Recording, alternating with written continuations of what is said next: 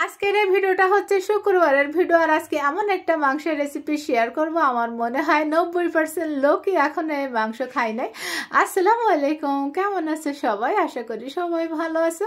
আলহামদুলিল্লাহ, আমিও আল্লাহর রহমতে ভালো আছি। তো শুক্রবারের দিন সকালবেলায় ঘুম থেকে উঠে দেখি এই জামাই সাহেব মাংস আনছে, একদমই টাটকা মাংস। আর এই মাংসের কালার দেখে অনেকে হয়তো চিনতে পারছো কিসের মাংস, যারা খেয়েছে তারা চিনতে পারবে। তো যাই হোক, মাংসের সাইজগুলো একটু বড় বড় ছিল, আমি একটু মিডিয়াম সাইজ করে কেটে সুন্দর করে ধুয়ে পানি ঝরিয়ে নিয়েছি। আর মাংস কিন্তু আমি অর্ধেকটা রেখে দিয়েছি, কারণ অনেক মাংস ছিল এখানে।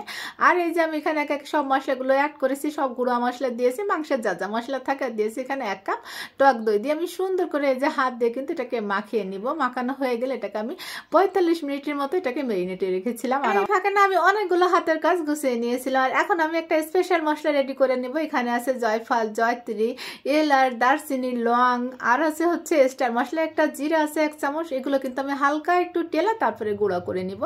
এখন এই যে চুলায় প্যান বসিয়ে দিয়েছি এখানে 1 কাপেরও বেশি সরিষার তেল। আর এখন এখানে দিয়ে দিয়েছি আমি পেঁয়াজ কুচি। পেঁয়াজ কুচিটা একটু বেশি পরিমাণে দিয়েছি, দিয়ে আমি হালকা একটু ভেজে পেঁয়াজটা নরম করে নিব। আর এই পর্যায়ে দিয়ে দেবো এখানে ম্যারিনেট করা সেই মাংস।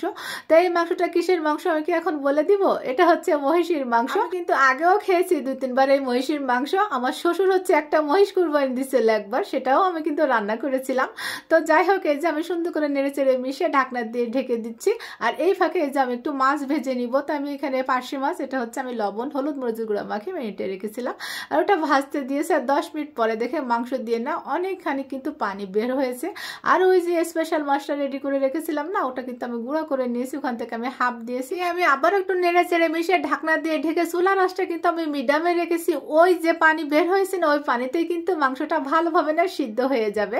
তো এই যে মাছটা কিন্তু ভাজা হয়ে গিয়েছে প্রায়। এর সাথে আমি কিছুটা পেঁয়াজ আর মরিচ ভেজে নিচ্ছি। যে কোনো মাছ ভাজির সাথে এরকম পেঁয়াজ মরিচ ভাজা কিন্তু খেতে বেশ ভালোই লাগে। আমি যখন বেগুন ভাজি করি তখনও কিন্তু এরকম পেঁয়াজ আর মরিচ সুন্দর করে ভেজে নেই। তো যাই হোক, এই যে মাছটা কিন্তু হয়ে গিয়েছে।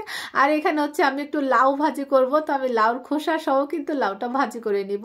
ওই যে আগের দিন লাউ রান্না করলাম না, অর্ধেক করে একটু বেশি, আর বাকিটুকু এই যে আজকে আমি কুচি করে নিয়েছি। তো যাই হোক, একটু লবণ হলুদ দিয়ে ভালো করে আমি নেড়ে চেড়ে মিশিয়ে এটাকে ভাজি করে নিব। আর এই পর্যায়ে দিয়ে দিব এখানে ডিম। আমি ডিম দিয়ে কিন্তু এই লাউ ভাজিটা করব। ডিম দিয়ে লাউ ভাজিটা কিন্তু খেতে অনেক বেশি মজার হয়, যারা খাও নাই তারা একবার ট্রাই করে দেখো।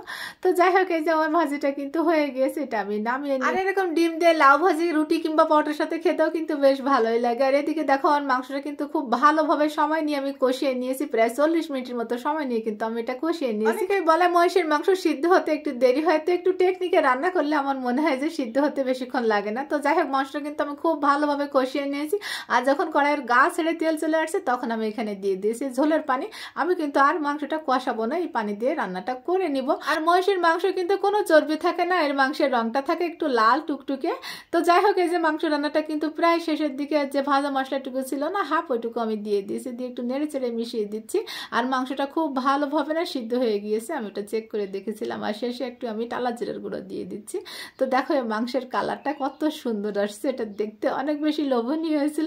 আর এটা খেতেও কিন্তু বেশ মজার ছিল। আর এই যে আমরা একটু বিকালবেলা ইফতারি রেডি করে নিচ্ছি। আজকে আমার বাপ জানো আমার সাথে রোজা, যেহেতু ছোট মানুষ, ইফতারির সময় হলে বলবে মামানি কোনো ইফতারি বানাও নাই, যার জন্য আমি কয়েকটা ইফতারি বানিয়ে নিয়েছি। কয়েকটা না, আমি বেশ খানিকটা হচ্ছে পেঁয়াজু বানিয়ে ফেলেছি। তো যাই হোক, এই যে ভাজা হয়ে গিয়েছে কিন্তু পেঁয়াজগুলো আমি উঠিয়ে নিচ্ছি। আর কয়েকটা বেগুনিও বানিয়েছিলাম। আমি একা রোজা থাকলে কি হয়, ইফতারি নিয়ে কোনো টেনশন থাকে না, আমি যা কিছু দিয়ে একটু ইফতারি করে নিই। এই শাবান মাসে আমি যে কয়টা রোজা থাকবো না, আমার সাথে সবগুলো রোজা থাকবে। আর আল্লাহ দিলে রমজান মাসেও 30টা রোজা রাখতে পারে, আলহামদুলিল্লাহ। আল্লাহ পাক আমার বাবজানকে কবুল করুক। তো এই যে আমার ইফতার কিন্তু রেডি হয়ে গিয়েছে। তো আমি টেবিলে পরিবেশন করে নিয়েছিলাম সবকিছু। এই যে আজকের এই ভিডিওটা একটু বড় হয়ে গিয়েছে, সবাই একটু কষ্ট করে ভিডিওটা দেখে নিও। তো আজ এই পর্যন্ত, সবাই ভালো থেকো, সকলের জন্য আমার দোয়া থাকবে। আর আমাকে একটু তোমাদের দোয়াতে রেখো। আসসালামু আলাইকুম।